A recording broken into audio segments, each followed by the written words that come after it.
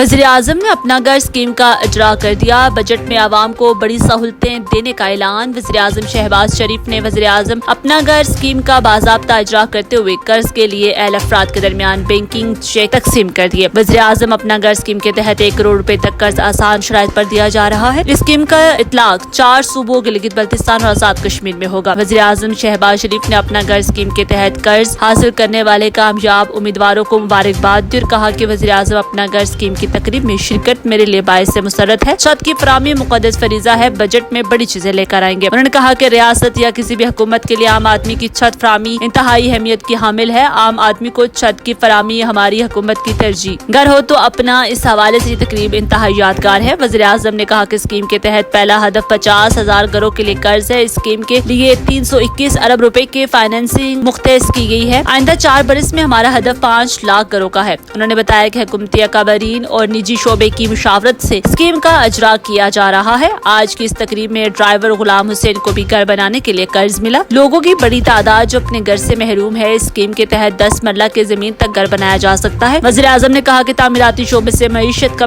पहिया चलता है। स्कीम में शामिल बैंकों को 14 अगस्त पर मेडल दिए जाएंगे। हुकूमत बरामद कुंदगान की हौसला अफजाई कर रही है। मायनाज बरामद कुंदगान को सफीर अवामी बनाया। 2 साल के लिए ब्लू पासपोर्ट दिया।